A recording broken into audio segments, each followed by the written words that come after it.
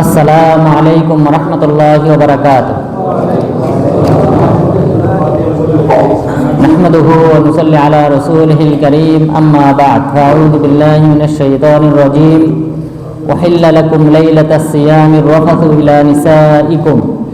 সম্মানিত উপস্থিতি, আজকে যে বিষয় নিয়ে আলোচনা করব তা হলো সবচেয়ে গুরুত্বপূর্ণ পয়েন্ট, আর তা হলো সিয়াম ভঙ্গের 8টি কারণ।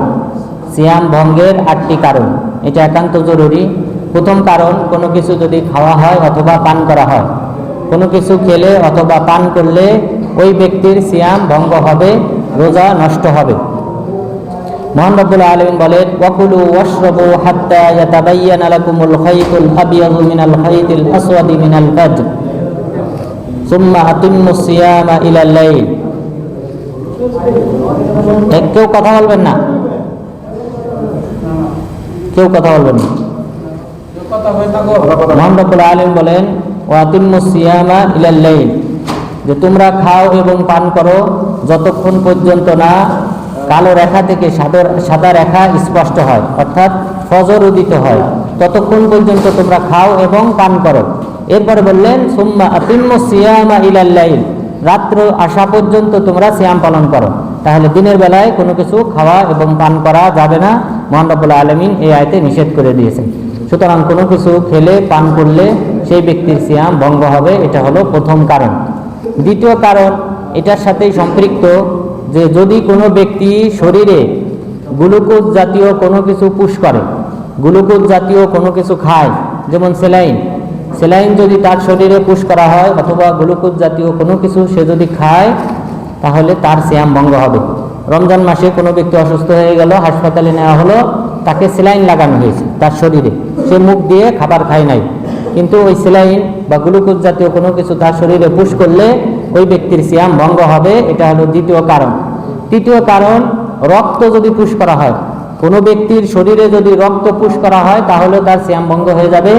কারণ আমরা যে খাবার খাই সেই খাদ্য থেকেই সাধারণত রক্ত তৈরি হয়, সুতরাং এই রক্তটা হলো খাদ্যের স্থলাভিষিক্ত, সেই হিসেবে কোনো ব্যক্তি সিয়াম রাখা অবস্থায় দিনের বেলায় শরীরে রক্ত যদি ঢুকায় তাহলে তার সিয়াম ভঙ্গ হবে।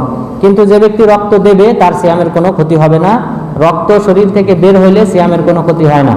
কিন্তু কোনো ব্যক্তির শরীরে পুশ করলে তাহলে ওই ব্যক্তির সিয়াম ভঙ্গ হয়ে যাবে। তাহলে 3টা কারণ, এই 3টা কারণ খাবারের সাথে সম্পৃক্ত, খাবার এবং পানীয় পান করার সাথে সম্পৃক্ত।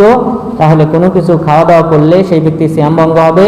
2 নাম্বার, শরীরে যদি গ্লুকোজ জাতীয় কোনো কিছু পুশ করা হয়, সেলাইন, তাহলে তার সিয়াম ভঙ্গ হবে।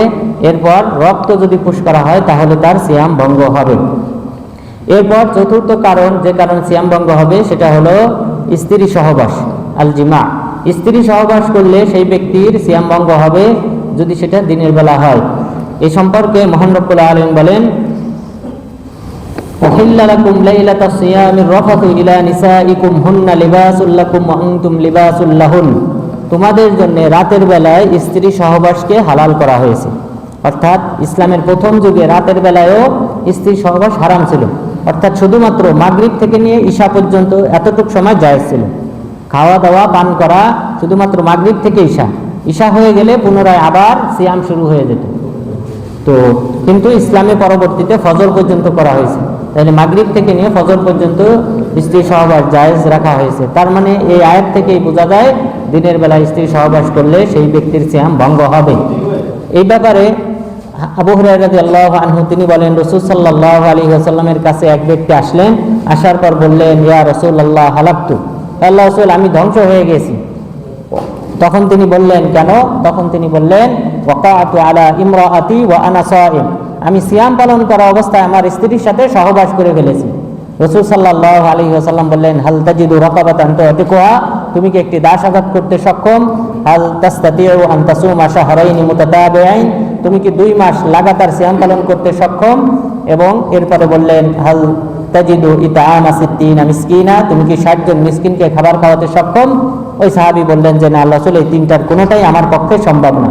তাহলে স্ত্রী সহবাস করলে দিনের বেলায় তার কাফারা হলো এই 3টার যে কোনো একটা তাকে আদায় করতে হবে, এই 3টার কোনো একটা আদায় করতে হবে। পাশাপাশি এই কাফারা দেওয়ার পর তাকে একদিন একটা সিয়াম পালন করতে হবে। কিছু কিছু রিওয়ায়াতে রাসূল সাল্লাল্লাহু আলাইহি ওয়াসাল্লাম এই সাহাবীকে বললেন ওয়াসুম ইয়াওমান মাকানা, ওই দিনের পরিবর্তে তুমি একটা সিয়াম পালন করো। তাহলে ওই দিনটা কাজা করতে হবে।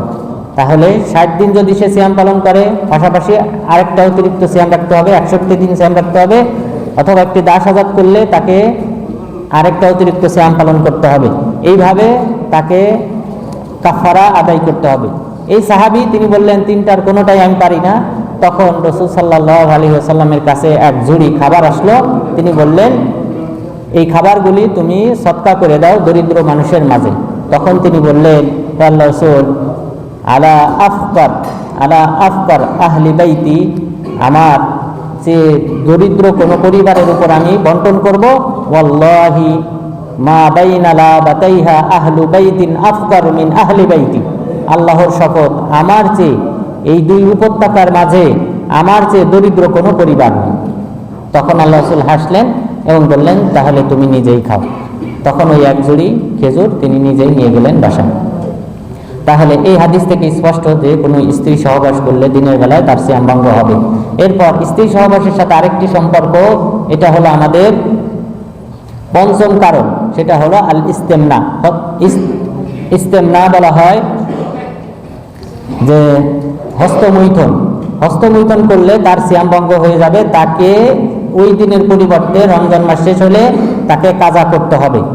এটা দলিল হলো মহান রব্বুল আলামিন বলেছেন ইল্লা আলা আজওয়াজিহিম আও মা মালাকাত আইমানুহুম ফাইন্নাহুম গায়রু মালুমিন ফামান ইবতাগা ওয়ারাআ যালিকা ফাউলাইকা হুমুল আদুন, যে মুমিন তো তারাই যারা তাদের লজ্জাস্থান হেফাজত করে নিজের স্ত্রী এবং তার দাসী ব্যতীত।